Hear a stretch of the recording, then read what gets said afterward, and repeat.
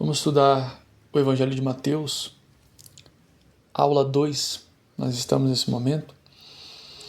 A gente viu na primeira aula que a Bíblia ela é uma verdadeira biblioteca, né? São 66 livros e a Bíblia ela tem duas partes. Podemos dividir ela em Antigo Testamento, com 39 livros, e 27 livros no Novo Testamento. O significado da palavra Bíblia. A palavra Bíblia significa livro e tem uma origem grega. É interessante notar que, da forma com que esse termo é aplicado, ele transmite um sentido muito especial. Ele indica que entre milhões de livros existentes, apenas um tem importância e autoridade suficiente para ser chamado simplesmente de o livro. A coleção de livros que formam a Bíblia foi escrita por diversos escritores, num espaço de tempo ali que se compreende entre 1500 e 2000 anos. Provavelmente, os primeiros livros que foram escritos datam de aproximadamente 3.500 anos atrás. Já os últimos foram escritos há cerca de 2.000 anos atrás. Vamos ler Mateus capítulo 1, versículo 1 até o 17. Trata-se da genealogia. O que é uma genealogia? Genealogia é o estudo da história e da filiação das famílias, explorando a origem, evolução e disseminação das gerações. A genealogia de Jesus Cristo começa em Mateus capítulo 1, versículo 1 até o 17. Lemos a partir do versículo 1.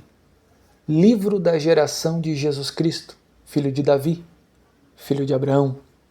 Abraão gerou a Isaque, e Isaque gerou a Jacó, e Jacó gerou a Judá e a seus irmãos, e a Judá gerou de Tamar a Pérez e Zerá, e Pérez gerou a Esrom, e Esrom gerou a Arão. Versículo 4. Arão gerou a Aminadab, e Aminadab gerou a Naasson.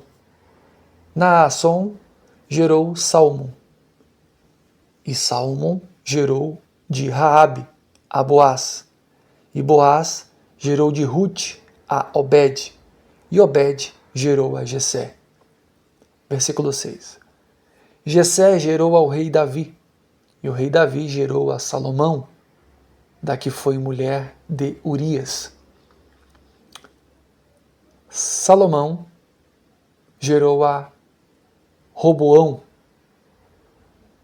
e Roboão gerou a Abias, e Abias gerou a Asa, e Asa gerou a Josafá, e Josafá gerou a Jorão, e Jorão gerou a Uzias. Versículo 9. E Uzias gerou a Jotão, e Jotão gerou a Acás, e Acás gerou a Ezequias. Ezequias gerou a Manassés, e Manassés gerou a Amon, e Amon gerou a Josias. Versículo 11. E Josias gerou a Jeconias e a seus irmãos na deportação para a Babilônia. E, depois da deportação para a Babilônia, Jeconias gerou a Salatiel, e Salatiel gerou a Zorobabel. Versículo 13. E Zorobabel gerou a Abiúde, e Abiúde gerou a Eliaquim, e Eliaquim gerou a Azor. E Azor gerou a Sadoc, e Sadoc gerou a Aquim, e Aquim gerou a Eliúde. Versículo 15. E Eliúde gerou a Eliezer, e Eleazar gerou a Matã, e Matã gerou a Jacó. E Jacó gerou a José, marido de Maria, da qual nasceu Jesus, que se chama o Cristo. De sorte que todas as gerações, desde Abrão até Davi, são 14 gerações. E desde Davi até a deportação para a Babilônia, 14 gerações. E desde a deportação para a Babilônia até Cristo, 14 gerações. Mateus capítulo 1, versículo 1 ao 17. Nós vamos falar sobre o nascimento de Jesus e nós vamos fazer uma ponte depois dessa leitura. porque nós temos aqui Mateus com uma preocupação. Nós vamos ver no Evangelho de Mateus, ele se preocupando com algo. O que Mateus se preocupa no Evangelho dele? Em mostrar para os seus irmãos judeus que Jesus é o Messias prometido por Deus através dos profetas do Antigo Testamento. Então, tudo o que acontece na vida de Jesus foi profetizado lá atrás, no Antigo Testamento, através das profecias messiânicas, profecias futurísticas que mostram o caminhar, o passo a passo, as fases da vida do Messias. E todas essas fases, todo esse caminho se cumpre na vida de Jesus. Então Mateus se encarrega em mostrar que na vida do Senhor Jesus se cumpre as profecias messiânicas, as profecias que já foram reveladas. E nós vamos ver no decorrer do estudo que Mateus, no evangelho dele, ele vai começar a entrar em algumas pontualidades, quando ele diz assim: e isso aconteceu para que se cumprisse o que foi dito da parte do Senhor pelo profeta. Aí ele cita o profeta do Antigo Testamento, mostrando que aquela profecia do Antigo Testamento se cumpre na vida do Senhor Jesus Cristo. Mateus capítulo 1, versículo 18 diz assim: o nascimento de Jesus Cristo. Ora, o nascimento de Jesus Cristo foi assim: estando Maria, sua mãe, desposada com José, antes de se ajuntarem, achou-se ter concebido do Espírito Santo. Então José, seu marido, como era justo e não queria infamar, intentou deixá-la secretamente. Versículo 20. E projetando ele isso, eis que em sonho lhe apareceu um anjo do Senhor, dizendo: José, filho de Davi, não temas receber a Maria, tua mulher, porque o que nela está gerado é do Espírito Santo. 21. E ela dará à luz um filho, e lhe porás o nome de Jesus, porque ele salvará o seu povo dos seus pecados. 22. Tudo isso aconteceu para que se cumprisse o que foi dito da parte do Senhor pelo profeta, que diz: eis que a virgem conceberá e dará à luz um filho, e ele será chamado pelo nome de Emanuel. Emanuel traduzido é Deus conosco. E José, despertando do sonho, fez como o anjo do Senhor lhe ordenara, e recebeu sua mulher, e não a conheceu, até que deu à luz a seu filho, e lhe pôs o nome de Jesus.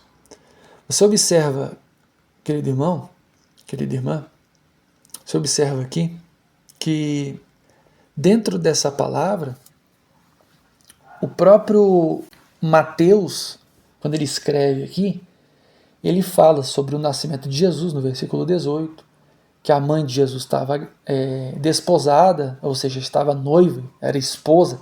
O noivado era um contrato que era feito, então José tinha um contrato ali, ele tinha um compromisso com Maria, eles estavam noivos. Antes de se ajuntarem, ela ficou grávida do Espírito Santo. Só que existe todo um contexto e uma história por trás disso aqui que nós vamos ler numa ponte que nós vamos fazer daqui a pouquinho lá no Evangelho de Lucas. Para entender esse início de Mateus aqui, depois da genealogia, nós temos que trata-se agora do nascimento de Jesus, nós temos que fazer uma ponte para entender esse cenário que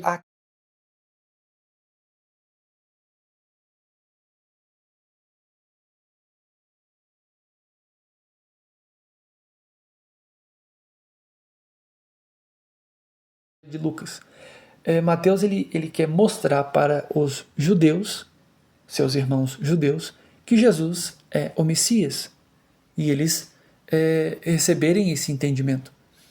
Por isso que a gente já vê algo acontecendo aqui em Mateus capítulo 1, versículo 22, que diz: e tudo isso, 1:22, e tudo isso aconteceu para que se cumprisse o que foi dito da parte do Senhor.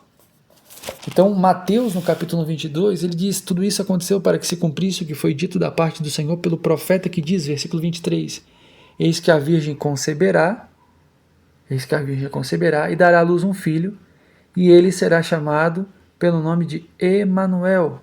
Emanuel, traduzindo, é Deus conosco. Então observe, Mateus faz uma ponte, ele diz assim, ó, gente, aconteceu essa situação para se cumprir a palavra do profeta no Antigo Testamento. Isaías capítulo 7, versículo 14. Abra aí, Isaías capítulo 7, versículo 14. A palavra do Senhor foi revelada, a vontade de Deus, 7, 14. Diz assim, portanto, o mesmo Senhor vos dará um sinal. Ó, o profeta Isaías profetizando. Portanto, o mesmo Senhor vos dará um sinal, eis que uma virgem conceberá e dará à luz a um filho. E será o seu nome Emanuel. Gente, isso aqui é uma profecia. Então Mateus, quando ele começa a falar da vida de Jesus, ele faz uma ligação com essa profecia, mostrando para as pessoas, mostrando ali para os irmãos dele judeu, que Jesus, a história de Jesus, se enquadra a do Messias. Então Mateus ele faz ligações com profecias do Antigo Testamento, mostrando que Jesus é o Messias que tanto foi falado, mas quando ele veio, ninguém deu muita atenção e acabaram até o crucificando. Sabemos, de fato e verdade, que foi para isso que Jesus veio, né? Porém, o povo estava distraído, estava provavelmente longe da palavra. Então Mateus, a gente vai ver em todo o evangelho dele, ele batendo em cima dessas questões. E isso aconteceu na vida de Jesus, para se cumprir o que aconteceu, o que foi profetizado anos atrás pelo profeta. Então tudo que se cumpre na vida de Jesus já tinha sido revelado aos profetas. Então isso é uma autenticação. Mateus ele mostra a autoridade no evangelho dele, que de fato Jesus é o Messias prometido por Deus, que veio, cumpriu exatamente na história, na biografia de Jesus, os relatos das profecias e revelações já antes preditas pelos profetas do Antigo Testamento. Vamos avante. Quero pedir para você deixar o seu like, deixar seu comentário, deixar você compartilhar esse estudo com outras pessoas também. Usa aí o status do teu WhatsApp para fazer isso. Os grupos que tu participa aí no WhatsApp, no teu Facebook, poste esse vídeo. Vamos evangelizar. E até o nosso próximo encontro, se Deus assim nos permitir. Vamos avante, se inscreva no canal, selecione o sininho, todas as notificações. Em breve tem conteúdo novo aí, para a gente estar estudando a Bíblia juntos. Que Deus te abençoe, vamos avante.